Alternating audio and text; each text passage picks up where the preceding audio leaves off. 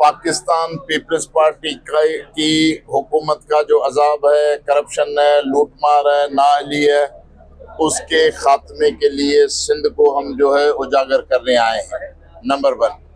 Number 2, इस दफ़ा हमारी अवामी राब्ता की मुहिम और मेंबर साजी की मुहिम जारी है, जिसमें आपने देखा कि कराची से लेकर कलम, तनकोट और कश्मीर जा रहे हैं। आखिरी बॉर्डर पे वहाँ हज़ारों लोग हमारी जमात में शामिल हो रहे हैं।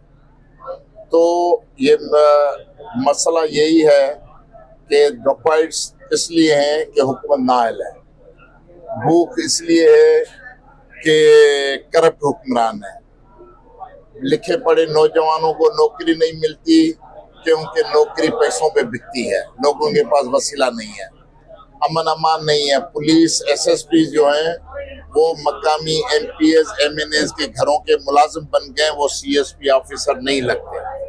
तो जब इतना उन्होंने सारे इंतजामी निज़ाम को और मुआशी और समाजी निज़ाम को बिल्कुल मिट्टी दोज कर दिया है, तो वहाँ लोगों को इंसाफ तब तक नहीं मिलेगा जब तक सिंध में पीपल्स पार्टी हुकूमत रहेगी।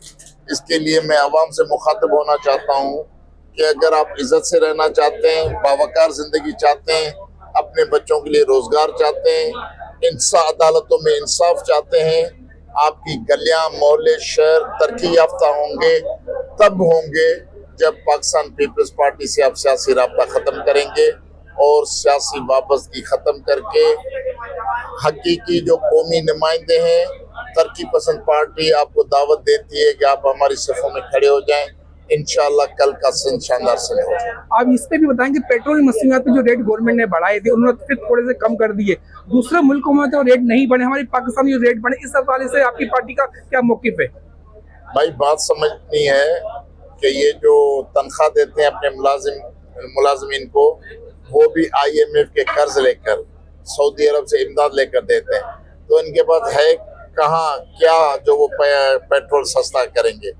यही लोगों का खून निचोड़कर, पसीना तो वैसे ही निचोड़ लिया लेकिन खून निचोड़कर वो अपने इंतजाम चला रहे हैं। तो इसके लिए अवाम को वो उठना होगा, खड़े होना होगा और इस सारे जबर के खिलाफ यक आवाज होकर इसका मुकाबला करना होगा।